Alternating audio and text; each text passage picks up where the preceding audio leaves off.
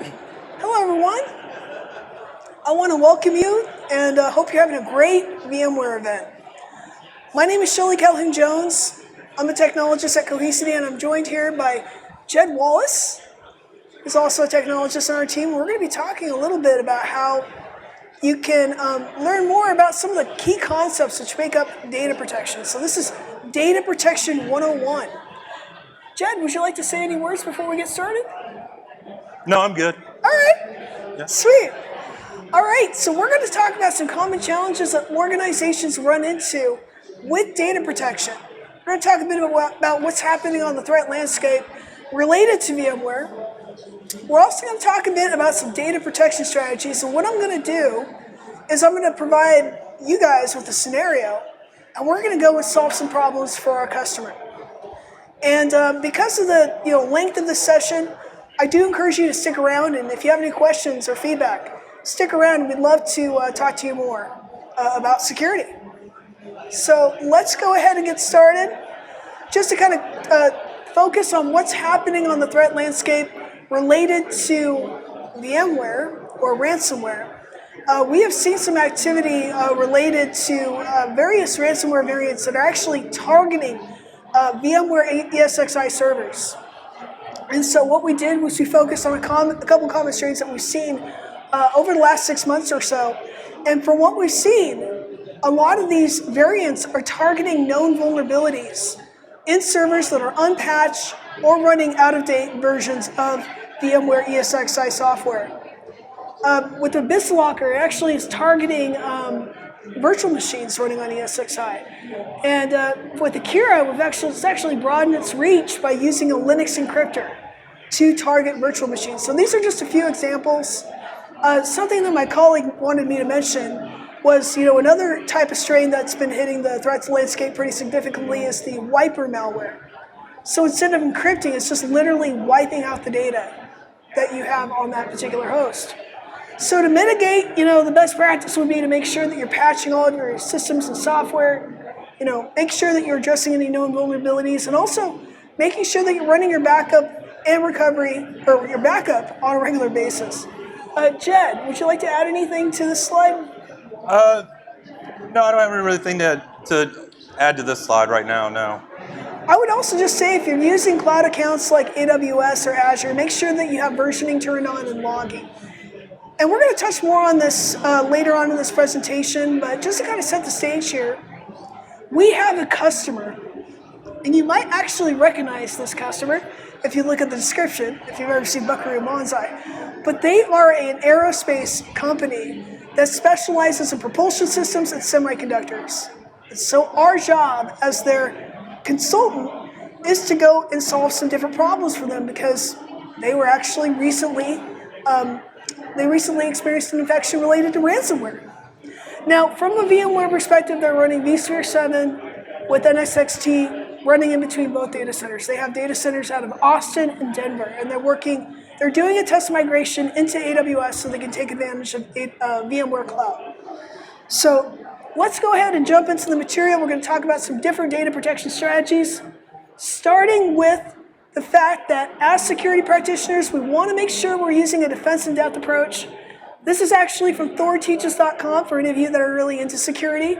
Now, for the sake of the session, we're going to be focusing on network, server, and the data stack. We're going to learn about how we can secure the network, server, and data stack. But keep in mind, this is an ongoing process. You're never finished with your security journey. So let's go ahead and dive into our first scenario.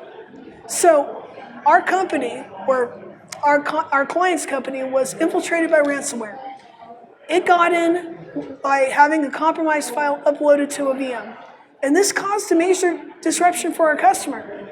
So I'm gonna use Jed here as my security consultant.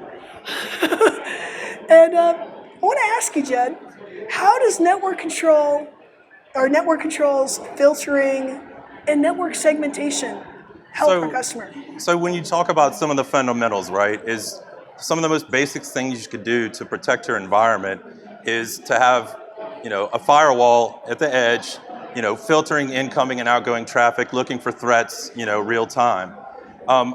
Also, a lot of people don't realize, maybe there's some additional things or subscriptions or add-ons that firewall vendors offer, like maybe gateway antivirus, so you can start scanning for viruses and malware at the edge of your network, trying to prevent it from infiltrating into your internal network, right?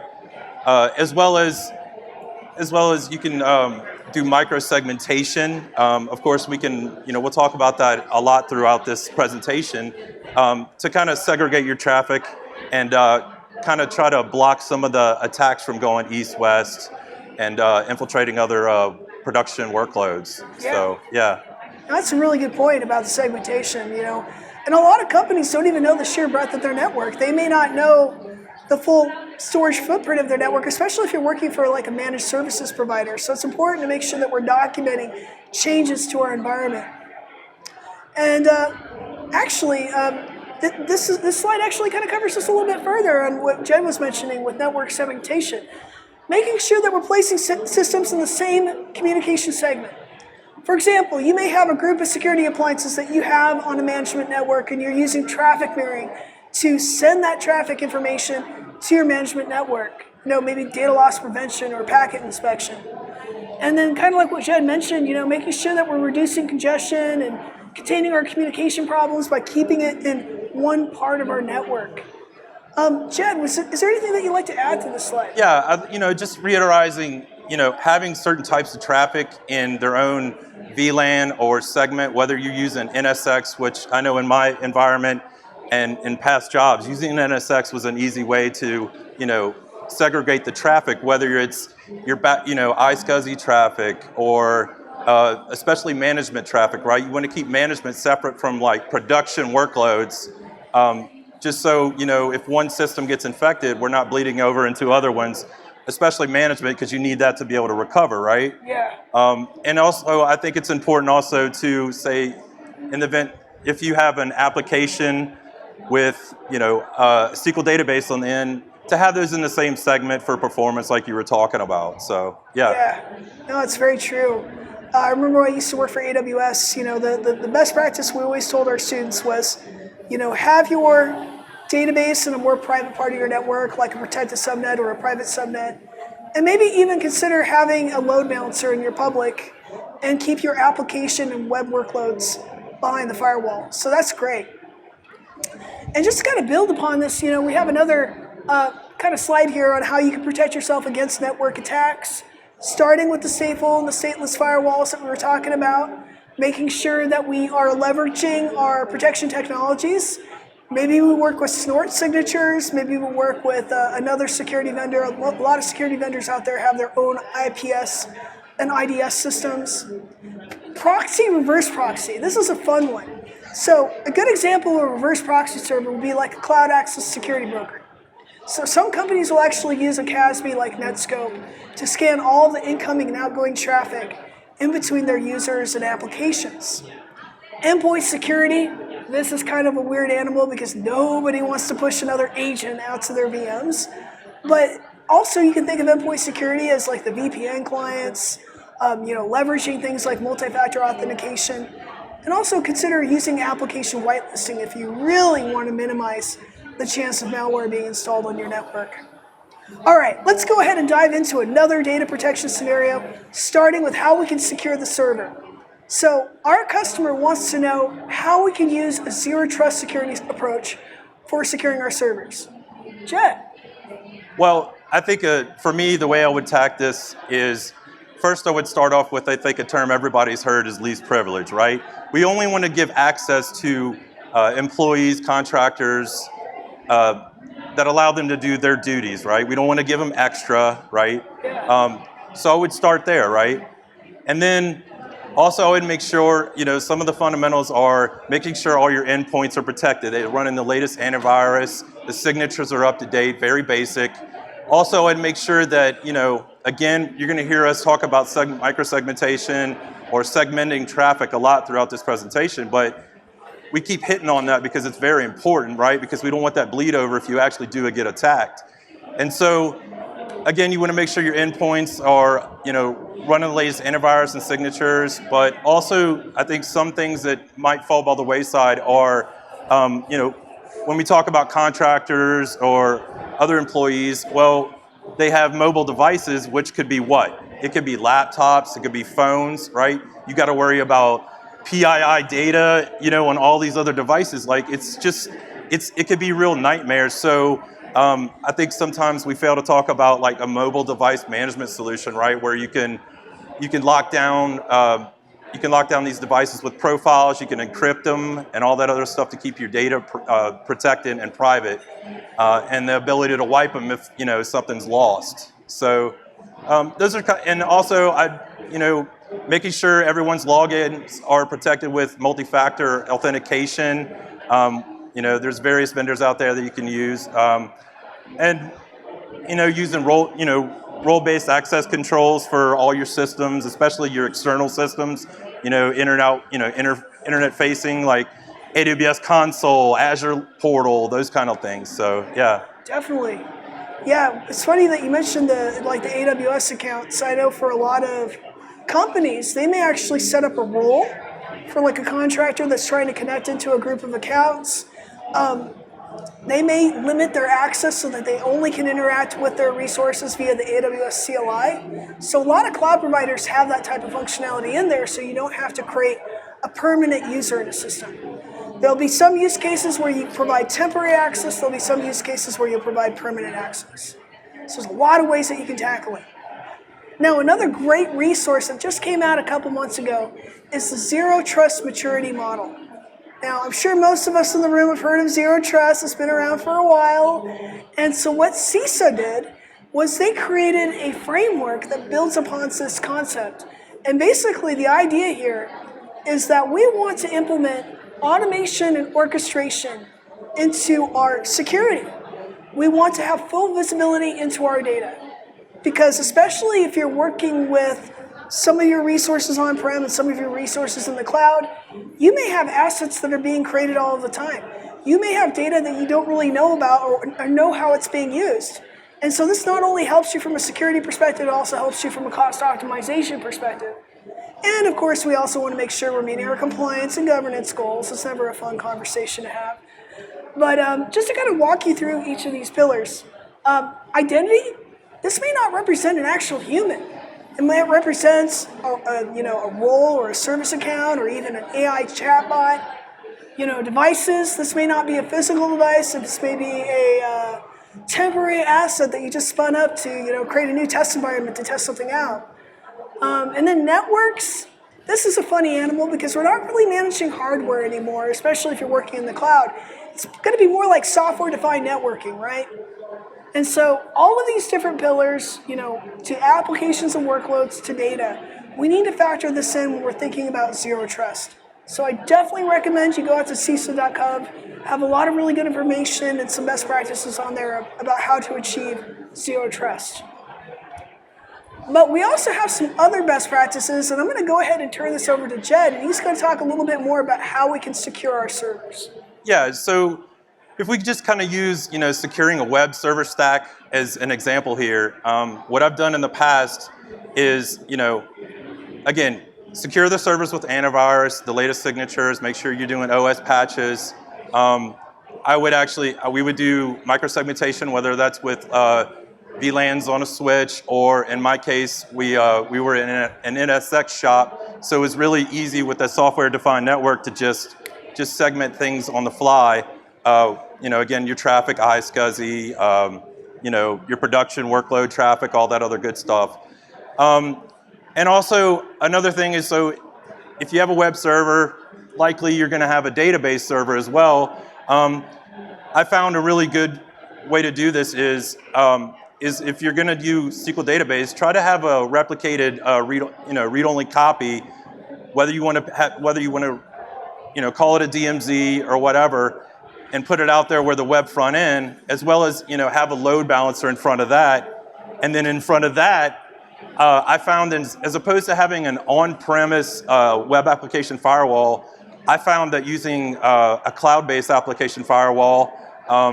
In this scenario, it was actually real world. We were using Akamai, so we were using their web application firewall, which was really great, very hands-off. They also, provided us with as granular as you wanted to get. but Content delivery they were network, also with we used them as a CDN, right? So we wanted to put as much as the traffic as to the edge of the network as possible, but with using the cloud-based web application firewall and the CDN, it's not even touching our network, right? So these attacks are being thwarted, whether it's a SQL injection or something like that, or they're scraping your site, right, and causing performance issues. We were dropping those packets at the further edge of the network, and it wasn't affecting our firewall or overloading us, which can happen, right? And so that's kind of like the scenario I like to go through is, again, have if you have like a web server, database, if it's going to be in the DMZ, something fairly public accessible, make sure it's like a read-only copy, obfuscate any kind of, PII data, those kind of things. Have a load balancer, use an application firewall and CDN for like static content maybe on your website, that kind of thing, or your web application. So yeah, so that's kind of what I've done in the past, and it always worked well. I would see all these local municipalities getting hit with ransomware, especially education, in the public, in the education sector and stuff like that. And so, it's always like hurry up and react. Well, no, we decided, let's have these meetings, let's start whiteboarding it, let's design it, and for one workload, this is what we came up with, and it worked well. We never got hit with ransomware. Of course, there's no such thing as 0%, but it's best effort, right? So, yeah. No, that's excellent. That's a great example of a multi-tier architecture which is secure from beginning to end. Right. I love it. Yeah, so I think we got that scenario sorted out for our customer. Let's take a look at another task item here that we're looking into for our company, and that would be protecting our data. And so, the question for our customer is, in what ways can having a strong disaster recovery plan help aid in minimizing the impact of a ransomware attack? And so to kick things off here, I'm going to first turn this over to Jed, and then we're going to talk about some general DR strategies that we can use for our customer. So pulling from my experience on this one, I've been in IT shops where DR was always an afterthought, right? And this is kind of before the whole ransomware became, such a big deal because people were getting attacked left and right, and they didn't have any plans in place on how to thwart or recover. Well, in this case, we're talking about DR. What happens when you already had the attack happen? So what do? Do you pay the $1 million in ransom? Well, no, I don't want to do that. So it's good to have that foresight, which starts with meetings with all the right key players, budgeting for hardware and equipment and a secondary site, right? And having that plan in place, a DR plan, and that run book, and you test it, you test it, you test it, you test it. You fail over and you fail back, you fail over and you fail back. Whether, we used to do it quarterly, right? So just to make sure everything was good. Yep. Whether, because I'm from the South, y'all, and I don't know if y'all can tell my twang, but we had to deal with floods and hurricanes and all this other nonsense. And so this was a very big and important deal for us. So we spent the capital up front as opposed to, it's better to spend, let's say, $300,000 up front than $20 million when you get ransomed. So a lot of people who, might be in management or that technical are somewhat making these decisions, but this day and age, they need to really listen to their engineers and their practitioners, to try to avoid these situations. Right. So, but yeah, again, I think the biggest thing is again, having those meetings, whiteboarding what you want your DR to look like, get a plan together, a run book so you can test it. Usually quarterly, it just depends. And you can accomplish this in so many different ways, and I think we're going to talk about that a little bit upcoming. So. Definitely, yeah, no, those are all really good key points, Jed. Making sure that you're running regular game day exercises. I always like to think of them as those fire drills that we used to do in school. You're going outside, you're following the teacher. It's the same way with DR.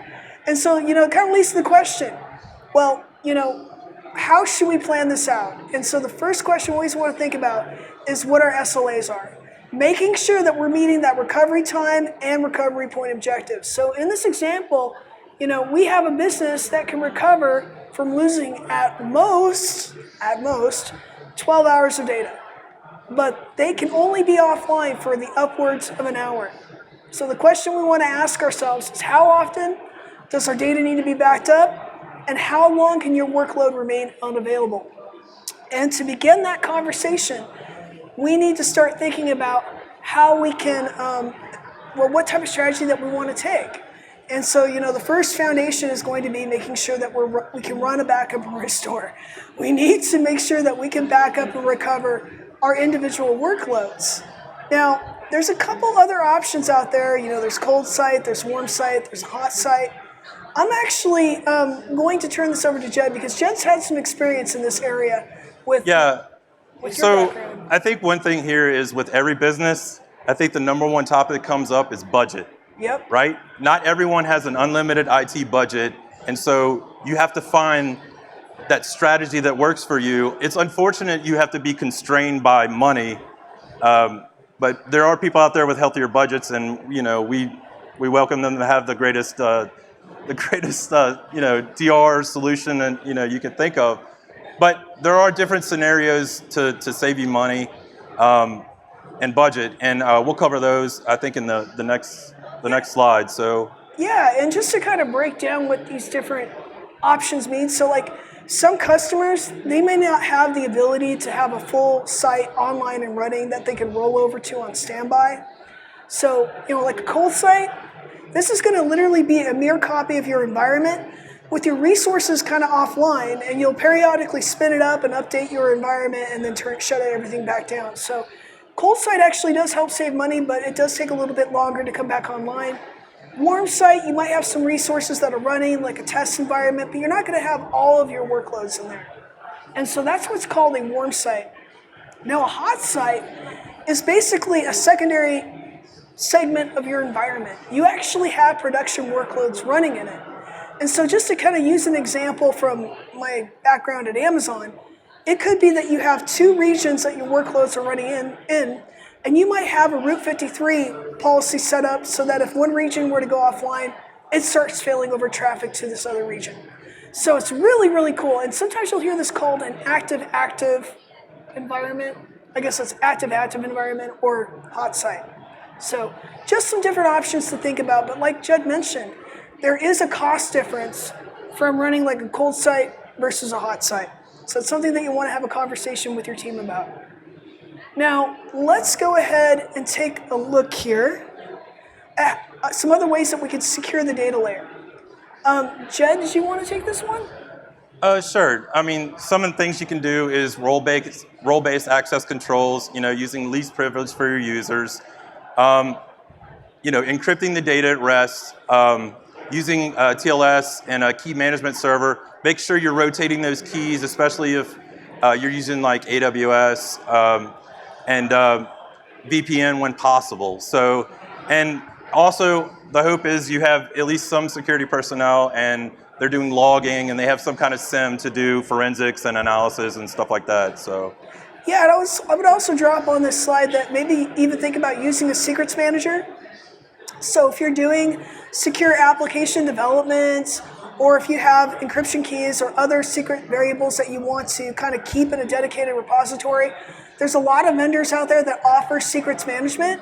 And what's cool about secrets management is it'll automatically rotate the secret on a periodic basis. So you don't have to go back in there and do it manually. It'll just rotate the secret for you. So that's something else that you can also use at the data layer. I think I would also add, though, one thing I think I failed to mention is we don't quite talk about it a lot, but is do an internal audit of your systems yourself. You can do this with a vulnerability management systems. There's several players out there, right? I'm not going to name off vendors. So you're not really caught off guard. You know where your vulnerabilities are. It'll scan those servers and endpoints and tell you what the weaknesses are and kind of link it to a CVE or a missing update or patch.